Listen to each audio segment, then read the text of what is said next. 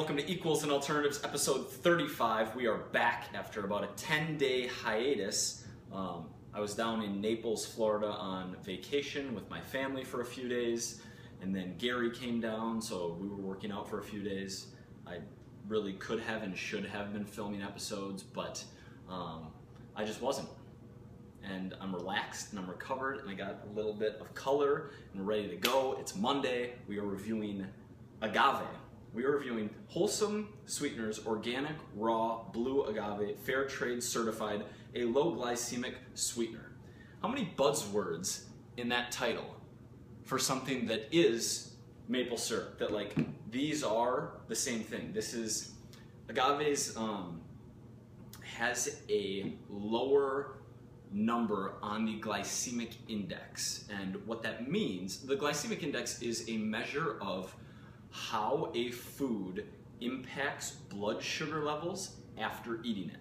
And it was originally created, the glycemic index, in the early 80s in like research for diabetes, essentially, for people who have a medical disease who need obsessive levels of control over their blood sugar levels. And that, I don't know when exactly, the 90s or 2000s, it translated into the health and fitness space, the bodybuilding community, other areas of health and fitness and nutrition.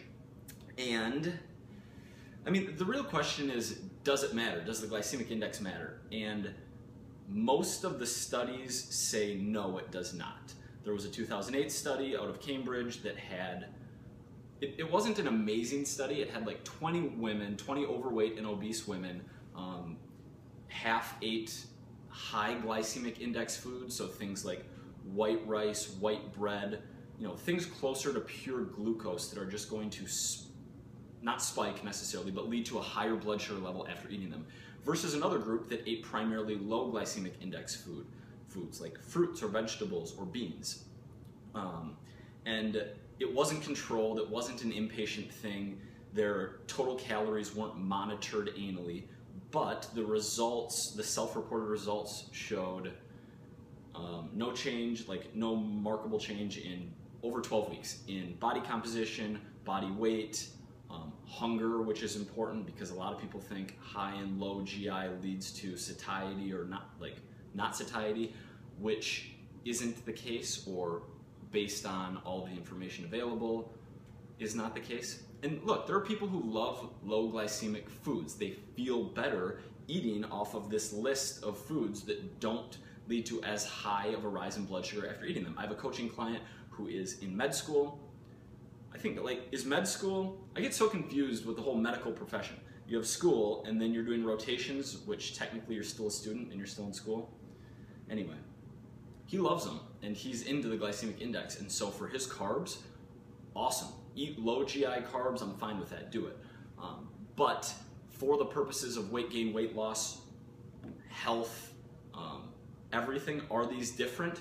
No. Do these matter relative to tracking your macronutrients, calories? No, not at all. And I have these, I literally grabbed out of my pantry here. One is light with 50% fewer calories. I'm not really sure why I bought that, because if you're gonna have pancakes and waffles and things like that, you're gonna do it up, but half the sugar is this guy. And just a regular log cabin syrup. As far as density goes, the serving size on the agave is in tablespoons. 4 tablespoons equals 1/4 of a cup, which is the serving size here. It's like 64 grams of carbs versus 53 grams of carbs. So really, like, we're playing with very similar things here. But as you know, if you've walked through Whole Foods or talked to any super hippie friends of yours, no hate on the hippies, by the way, they are going to lean towards stuff with this type of label over something that is processed and bad for you. And as we know, if you've watched any of episodes 1 through 34, that stuff is much less relevant to health, weight gain, weight loss, body composition, the way you feel, the way you look, than everything else. No alternative.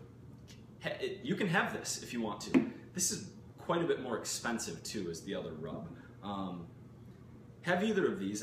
and fit them in your macros and enjoy your pancakes or your waffles or your protein pancakes with light syrup if you want to make them fit your macros and do it upright. I'm back.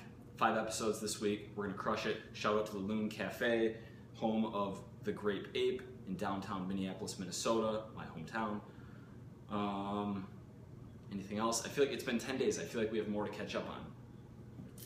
Got my coffee here. Question of the day. We do that. Favorite baked good. Have I said that before? That's been a question of the day before. Favorite breakfast food. Remember, your body is still counting macros, even if you are not.